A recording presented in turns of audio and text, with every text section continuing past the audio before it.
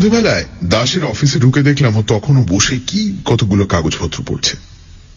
আমার পায়ের শব্দে চমকে উঠে বলল, আরে তুমি? বললুম, তোমার অফিসে আলো জ্বলছে দেখে ঢুকলাম। এখনো বসে আছো যে? না না, কাজ হে, তুমি বুঝবে না। সত্যি আমি বুঝতে পারি না। দাস ব্যবসা করে, কিন্তু কি জাতীয় ব্যবসা সে সম্বন্ধে এখনো অব্দি কোনো স্পষ্ট ধারণা আমি করতে পারিনি। সাপ্লাই এর কাজ করে, মর্টগেজ রেখে টাকা ধার দেয়, আর যে কি 10 রকম করে বেড়ায় তা দাস নিজেই জানে। ভগবানও জানেন কিনা সন্দেহ। আমিও তাই জানতে চাই না, কারণ আমি দাসকে জানি, সেই কলেজ জীবন থেকেই জানি। ইউনিয়নের টাকা সরিয়ে হাত পাকিয়েছিল দাস। তারপর বার্মা ইভ্যাকুইদের নিয়ে যখন নানা কেলেঙ্কারি হয়, তখন দাস ছিল একজন কন্ট্রাক্টর। সেই থেকে ধাপে ধাপে কত দূর সে গিয়েছে সে সম্বন্ধে কোন রকম অনুমান করতেও সাহস হয়নি আমার। জিজ্ঞেস করতে পারেন এসব সত্ত্বেও সম্পর্ক ত্যাগ করেনি কেন, তার কোনো স্পষ্ট উত্তর কিন্তু আমি দিতে পারবো না। শুধু এটুকু বলতে পারি, দাসকে আমার ভালো লাগে। অজস্র ত্রুটি থাকলেও একটা দুর্বোধ্য আকর্ষণ আছে ওর ব্যক্তিত্বে। সেটা ওর তীক্ষ্ণ স্মার্টনেসের জন্য হতে পারে, ওর সেরিকালচার সম্বন্ধে কৌতূহল আছে বলে হতে পারে, এমনকি ওর বিশেষ ধরনের চুলের ব্যাক ব্রাশের জন্যও হতে পারে। কিন্তু মোট কথাটা হলো, সময় পেলে দাসের সঙ্গে আড্ডা দিতে আমার ভালোই লাগে। এই পথ দিয়ে যেতে যেতে ওর অফিসে আলো জ্বলতে দেখে তাই ভেতরে ঢুকে পড়লাম। একটা বেয়ারা নেই, 3 জন কেরানির একজনও নেই। মস্ত অফিস ঘরটায় সবুজ শেড দেওয়া আলোটার পাশে দাসকে কেমন প্রক্ষিপ্ত বলে মনে হয় যেন। তখনই আমি বুঝলাম নিঃসঙ্গতা দাসকে মানায় না। ওর ড্রয়িং রুমের জীব, ছাদের অন্ধকারে একলা বসে থাকবার জন্য সৃষ্ট নয়।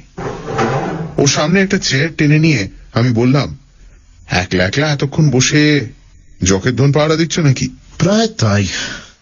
বিশেষ ধরনের ব্যাকব্রাশ করা চুলের ওপর দাস সযত্নে একবার হাত বুলিয়ে নিল। এমন কতগুলো কাজ ডান হাত দিয়ে করতে হয়, যা বাঁ হাতকে জানতে দিতে নেই। তাহলে আমিও যাই, বিরক্ত করবো না। আরে বসো বসো বসো। দাস হাসল। কাজটা শেষ হয়ে গিয়েছে। পাশের একটা লোহার ড্রয়ার খুলে তাতে কাগজগুলো রাখলো, লক করে দিয়ে চাবিটা ফেলল ট্রাউজারের পকেটে। তারপর দামি সিগারেটের টিনটা আমার দিকে ঠেলে দিয়ে বলল, একটা সিগারেট খেয়ে উঠে যাবে তারপরে। কিন্তু সিগারেটটা ধরাতে গিয়ে জ্বলন্ত দেশলাইয়ের কাঠিটার দিকে আড়াআড়ি তাকাতেই আমার নজর পড়ল কোণের টাইপরাইটারটার দিকে। ঢাকনা খোলা, ঝকঝক করছে কিবোর্ড। রোলারটাকে অদ্ভুত মসৃণ মনে হচ্ছে। আর সঙ্গে সঙ্গেই প্রতিক্রিয়াটা বেরিয়ে এলো প্রশ্নের আকারে, তোমার সেক্রেটারির খবর কি? দাসের ঠোঁটের কোণে সিগারেট যেন চমকে দুলে উঠল। কোন সেক্রেটারি? আবার কোন সেক্রেটারি? মিস সুলতা পাল। ও। ছাই জমে ওঠার আগেই অ্যাশট্রেতে সিগারেটটা ঝাড়ল দাস। কয়েকটা নরম ফুলকি উড়ে গেল পাখার হাওয়ায়। No trace. কোনো পাত্তা নেই? না। আশ্চর্য, এমন করে কোথায় গেল মেয়েটা? অবজ্ঞা ভরা মুখে আবার গোটা কয়েক ফুলকি ঝাড়ল দাস। ও সব মেয়ের কথা ছেড়ে দাও, চেহারাটা ভালোই ছিল, দেখেছিলে তো? নিশ্চয় পালিয়েছে কারোর সঙ্গে। আমি আশ্চর্য হয়ে বললুম, পালাবার কি ছিল? যতদূর তোমার কাছে শুনেছিলাম কলকাতায় একটা বোর্ডিং এ একা থাকতো, আত্মীয় স্বজন কেউ থাকলেও তার সঙ্গে কোনো সম্পর্ক ছিল না। ওর যদি কাউকে ভালো লেগে থাকে তবে তাকে নিয়ে চোরের মতো পালাবার দরকার তো ছিল না ওর। দাস উদাস ভঙ্গিতে বলল, কে জানে, হয়তো কোনো রাইভাল ছিল। কলকাতায় থাকলে খুনটুন একটা কিছু হয়ে যেতে পারত। এই ধরনের মেয়েকে নিয়ে কত ধরনের নুইসেন্স হয় জানোই তো। তা হয়তো হয়, তবে দাসের সেক্রেটারি সুলতা পাল সম্পর্কে এরকম কথা ভাবতে আমার কষ্ট হচ্ছিল। মিষ্টি চেহারা, শান্ত ধরনের ওই মেয়েটাকে কতদিন আমি নিবিষ্ট মনে ওখানে বসে টাইপ করতে দেখেছি। সামান্য একটু নিরীহ ঠাট্টাতেও যে মেয়ের গালের রং লাল হয়ে যায়, নিচু হয়ে যায় চোখের পাতা, তার মধ্যে ঠিক এই সব জিনিস আমি আশা করিনি। আমি সাহিত্যিক নই, তবু সাহিত্যিকের ভাষায় আমার মনে হলো যেসব মেয়ে প্রথম প্রেমের জন্য চিরকুমারী থেকে যায়, সুলতা সেই দলের। কিন্তু সুলতা যে প্রায় 15 দিন নিরুদ্দেশ, এটা ঠিক কথা। কোনো অ্যাক্সিডেন্ট হয়নি, কোনো বিপদে পড়বার মতো কাঁচা মেয়েও সে নয়। অতএব সে পালিয়েছে এটা ধরে নেওয়া যেতেই পারে। দাস বলল, তবে সেক্রেটারির ভাবনা নেই। আজও 3 জন ইন্টারভিউ দিয়ে গিয়েছে। তবে মেয়েটা বড় ভালো কাজ করত। তা করত। দাস চুপ করে রইল। একটু আগে যে সিগারেটটা সে বারবার টোকা দিচ্ছিল, অনেকটা ছাই জমতেও এবার সে সেটাকে আর ছাড়ল না। আমি চুপ করে বসে বসে ছাইটা কখন ভেঙে পড়ে সেইটা দেখবার জন্য অপেক্ষা করতে লাগলুম। আর ভাবতে লাগলুম, সুলতা এতখানি সাহস পেল কি করে। সুতরাং একটু পরেই দাস যখন বলতে যাচ্ছিল এবার ওঠা যাক, অন্তত ওর মুখ থেকে এই কথাটাই বেরিয়ে আসবে বলে মনে হচ্ছিল আমার, ঠিক তখনই ঝমঝম করে বৃষ্টি নামলো বাইরে। খোলা দরজা দিয়ে ভেজা ধুলোর একটা তপ্ত গন্ধ ঘরের ভেতর এলো, আর সেই হাওয়া দাসের সিগারেট থেকে ছাইটাকে কেড়ে নিয়ে চলে গেল। দাস বলল, কি বৃষ্টি নামলো যে, গাড়িটাও তো আনিনি। বললুম, না থামলে বেরোনো যাবে না, বেশ ঘটা করে নেমেছে, ট্রাম পর্যন্ত যেতে গেলেও ভিজে ভূত করে দেবে। তাই থামুক। দাস বলল, তাহলে একটু বসো তুমি, আমি একটা টাইপের কাজ সেরে নি ততক্ষণ। উঠে টাইপরাইটারের দিকে এগিয়ে গেল দাস। সুলতা সম্পর্কে ভাবনাটা বলবার জন্য আমি একটা বাণিজ্য সংক্রান্ত পত্রিকা কুড়িয়ে নিলাম টেবিল থেকে। তারপর মাল্টিপারপাস স্কিমের ওপর একটা প্রবন্ধ পড়বার চেষ্টা করতে লাগলো। আলগা মনোযোগের ভেতরে কানে আসতে লাগলো বাইরে বৃষ্টির আওয়াজ, টাইপরাইটারের রোলারে কাগজ জড়ানোর খসখসাই, তারপর খটাখট করে গোটা কয়েক টাইপিং এর শব্দ। পরক্ষণেই দাস হেসে উঠল। হাসি কেন, ব্যাপার কি? এসো এখানে, দেখো কি মজা হয়েছে। আমি উঠে গিয়ে ওর পাশে দাঁড়ালাম। মজাই হয়েছে বটে একটা। উপরে টেন্ডার বলে হেডিং দিয়ে তার নিচে 3 বার টাইপ করে বসেছে একটি নাম, সুলতা পাল। অবাক হয়ে বললাম, এর মানে সুলতা পালের নাম টাইপ করছো কেন?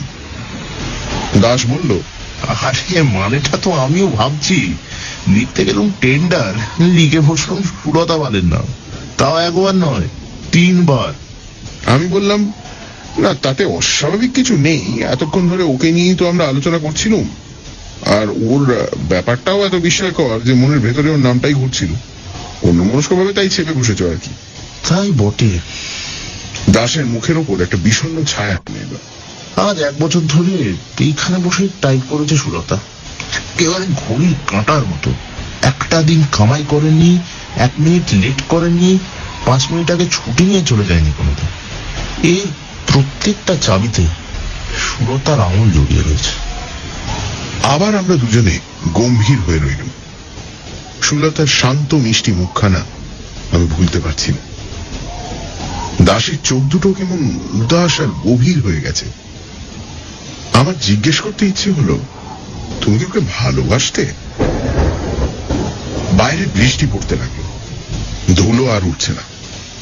দরজা দিয়ে ঠান্ডা ভিজে হাওয়া ঘরে আসছে। দাস দরজাটা বন্ধ করার কথা বলল না, আমিও উৎসাহ পেলাম না। শুধু বৃষ্টির শব্দ, আমাদের চুপ করে থাকা, আর ঘরের ভেতরে কোথা থেকে উড়ে আসা একটা চামচিকে চঞ্চল ছায়া। কিছুক্ষণ ধরেই স্তম্ভিত হয়ে রইল। দাসই শেষে স্তব্ধতা ভাঙল। টাইপটা সেরেই ফেলি। কাগজটা খুলে দাস সেটাকে তাল পাকিয়ে নিচের বাক্সটা ফেলে দিল, জড়িয়ে নিল আর একখানা। আবার খটাখট করে বেজে উঠল টাইপিং এর আওয়াজ। আমি টাইপরাইটারের টেবিলের কোণে দাঁড়িয়ে আছি। এক টানা বৃষ্টির শব্দের মধ্যে টাইপিং এর শব্দ একাকার হয়ে এল। কখনো কখনো স্পেসিং আর ঘন্টা বাজার আওয়াজ কানে আসতে লাগল। কতক্ষণ পরে জানি না, কেন যে তাও জানি না, হঠাৎ আমার চোখ নেমে এলো দাসের টাইপিং এর উপর। কি আশ্চর্য, আগা গোড়া ক্যাপিটাল লেটার সাজিয়ে কি ছাপছে ও! যা দেখলো তাতে কয়েক মুহূর্ত আমার চোখকে বিশ্বাস করতে পারল না। প্রচন্ড স্পিডে পাগলের মতো দাস যা ছেপে চলেছে তা এই: টেন্ডার, আমি অকপটে স্বীকার করছি যে সুলতা পালকে আমি খুন করেছি। আমার ব্যারাকপুরের বাগান বাড়িতে পুরনো গ্যারেজের ভেতর একটা বড় কেবিন ট্রাঙ্কে তার মৃতদেহ রয়েছে। আমি তার উপর বল প্রয়োগে ব্যর্থ হয়ে, কিন্তু আর তো আমি চোখকে অবিশ্বাস করতে পারি না। যা দেখেছি এ তো স্বপ্ন নয়। আমি আর্তনাদ করে উঠলাম, দাস, এ কি টাইপ করছো তুমি? এটা কি টাইপ করছো? টুলের উপর দাস থরথর করে কেঁপে উঠল। একটা মৃত প্রাণী যেন নড়ে উঠেছে ইলেকট্রিক কারেন্টের ছোঁয়ায়। যেন এতক্ষণ সে ঘুমিয়ে টাইপ করে যাচ্ছিল, হঠাৎ জেগে উঠেছে।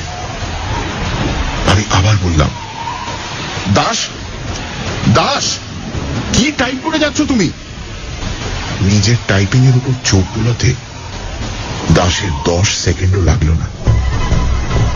তারপরই পেছনে লাথি দিয়ে পুলটাকে ফেলে সোজা হয়ে উঠে দাঁড়ালো সে। হ্যাঁচকা টানে কাগজটাকে টেনে বার করে বিকৃত গলায় চিৎকার করে বলল, না না, আমি না, আমি না। আমি আরো কি বলতে যাচ্ছিলাম, দাস বলতে দিল না। মিথ্যে কথা, আমি নয়। শান্ত গলায় আবার চিৎকার করে উঠল সে। পর মুহূর্তে ছুটে ঘর থেকে বেরিয়ে গেল, নেমে গেল রাস্তায়। আমার বিহূলতা কাটতে আরো প্রায় 1 মিনিট লাগে। তারপর যখন সেই বৃষ্টির মধ্যে পথে বেরিয়ে এলাম, তখন মাত্র 20 গজ দূরেই একটা লোক চাপা পড়েছে বাসের তলায়। কাছে না গিয়েও আমি বুঝতে পারলাম সে দাস ছাড়া আর কেউই নয়। আর বৃষ্টিতে ভিজতে ভিজতে ও আতঙ্কে স্তব্ধ হয়ে আমি ভাবতে লাগলাম, তাকে নিজের হাতেই শাস্তি দিয়েছে সুলতা। এরপরে একটি মাত্র কাজ করার আছে আমার। তা হলো কোনো পাবলিক টেলিফোনে গিয়ে পুলিশকে জানাতে হবে ব্যারাকপুরের গ্যারেজে সেই কেবিন ট্রাঙ্কটার কথা।